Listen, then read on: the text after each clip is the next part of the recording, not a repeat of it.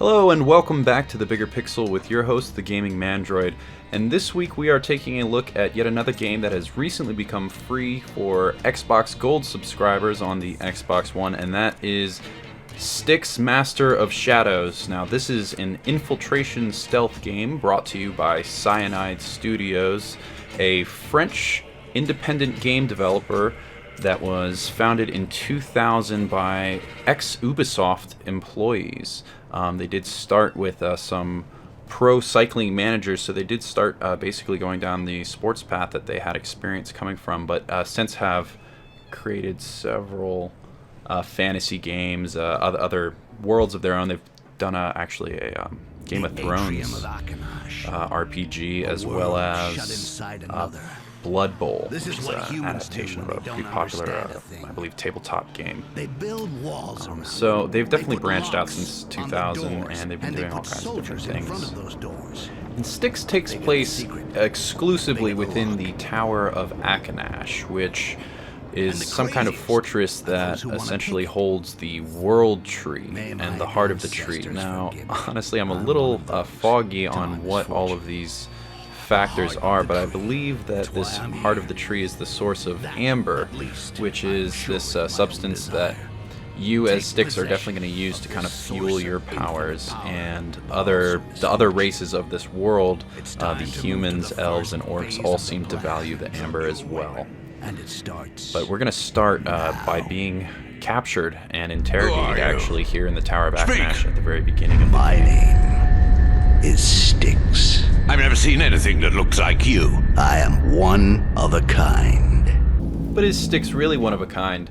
It certainly utilizes all of the same tried and true mechanics of many popular recent stealth games like Thief or Dishonored, which I will say are pretty similar to each other, like putting out lights, of certain verticality to level design that offers you a bit of freedom in how you approach your objective, and of course janky AI that somehow allows you to hide in plain sight until three people forget that they had the shared experience of seeing a heavily armed goblin scamper past. Of course, sleeping guards and picking locks are on feature as well. And don't forget that you can steal resources from people. Styx, or perhaps Raknash as he may be called, is also quite dangerous when he attacks from behind, which of course gives us the prize stealth kill! Stealth kill! Stealth kill from a distance. And stealth kill from above for a taste of that yummy brain tartare. Tasty. I can't leave this stiff. Of course, lying around. after you've done the dirty deed, you'll have to hide the evidence and get rid of any bodies before guards find them. This is not how you hide bodies. Now this is more like it. You're gonna find cupboards and chests, just like that one, where you can stash bodies and they won't be found.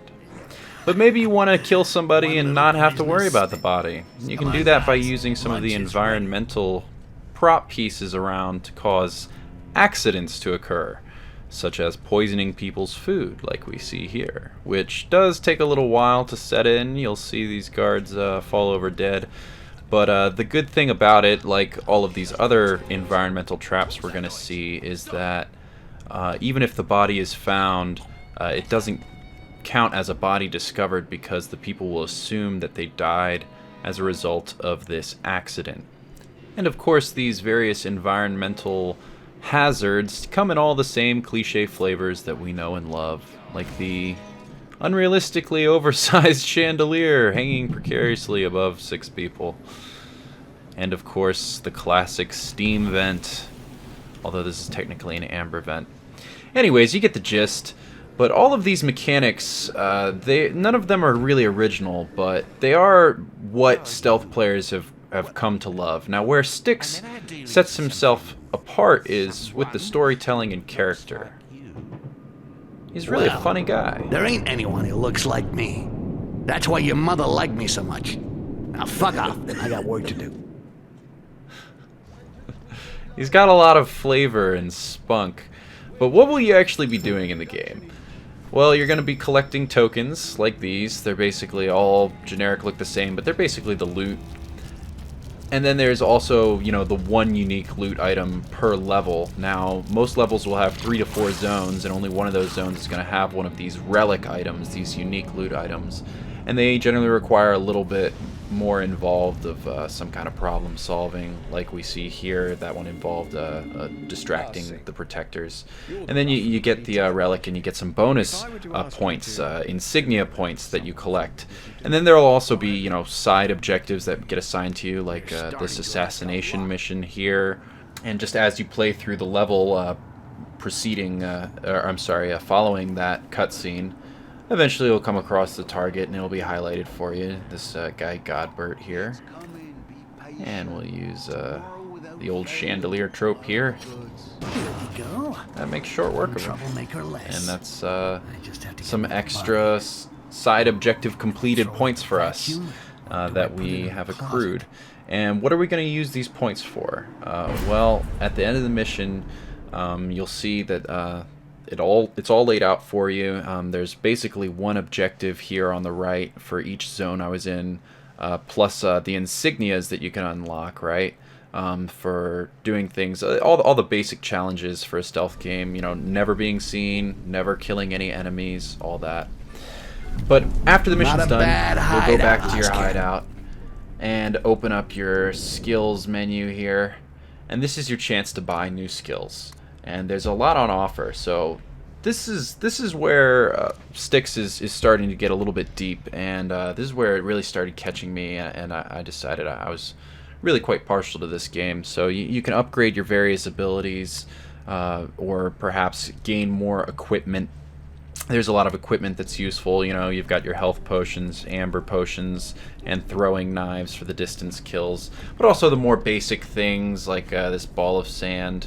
That's basically like a water arrow from Thief, or vials of acid that can help you just get rid of bodies on the spot.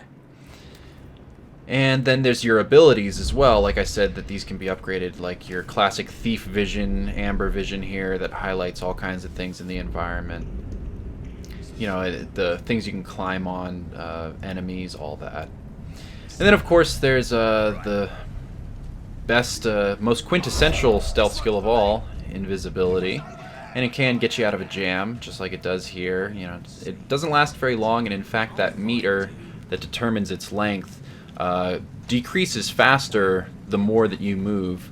And of course all of these skills can be affected by what we saw there earlier with your skill points you can invest, and you can make the invisibility better, you can make it cost less amber. But you do have to use invisibility wisely. It does not actually make you silent. As you can see here, even though I was invisible, this NPC was able to detect me because of the noise I made. Now, one of the standout abilities that doesn't seem like it's been necessarily taken out of a previous game is the ability to create a clone here. And the clone can be used in all sorts of ways. Now, one of them, you'll see specific sections where you pretty much have to use your clone, like this one here, to fit under that gate. And then, of course, as you might predict, you can kind of navigate through a small area and pull a couple of levers that will eventually open up the door for your main character, Styx, to move through. But as you can see, the clone has a timer on him, basically. He can only live for so long. And you can alternate your control between the clone and Styx, and the clone's sort of meter does not go down while you're not in possession of him. You can only possess him for so long. But as you can see, he's finished his mission, and he pulls the lever, and now the door is open for me to move in and essentially collect the token that's eventually behind this area. But you can use the clone in a lot of other ways, mainly after upgrading it, and it is pretty interesting. So you can get the bind ability, which will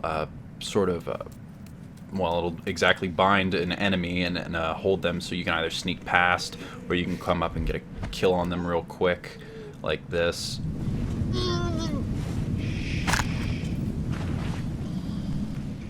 Then there's also a smoke bomb feature, so you can explode the clone, and it creates this big area of smoke. Of course, the people caught in it will be, kind of distracted, coughing, but also that black area covered in the smoke also supposedly can't be seen through.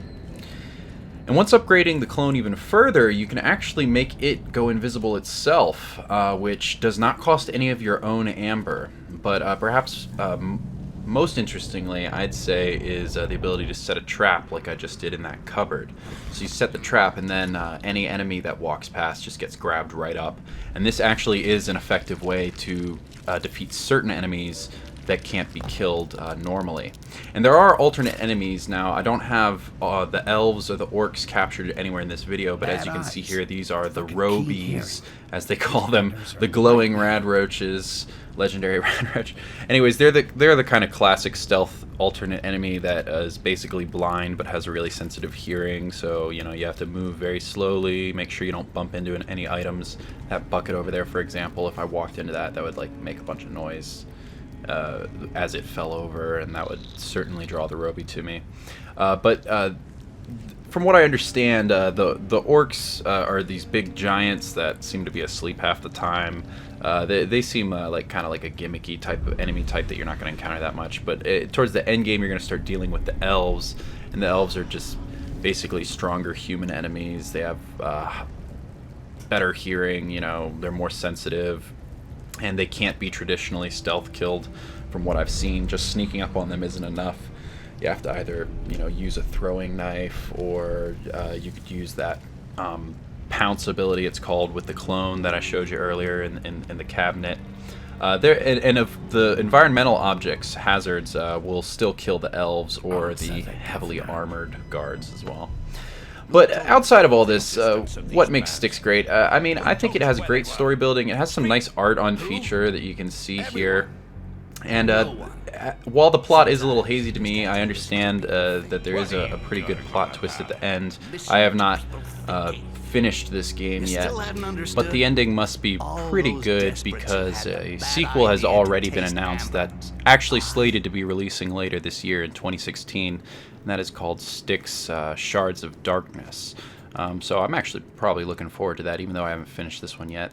But it also stands out as an overall well-rounded and lovingly crafted stealth game. It offers what a stealth game needs to be engaging, which is basically the ability to approach your obstacles in varied styles. And as you can see, this time through in this area, I just went completely avoidance stealth style, and I just immediately got past that room without being looked at all, kind of the vertical route going up.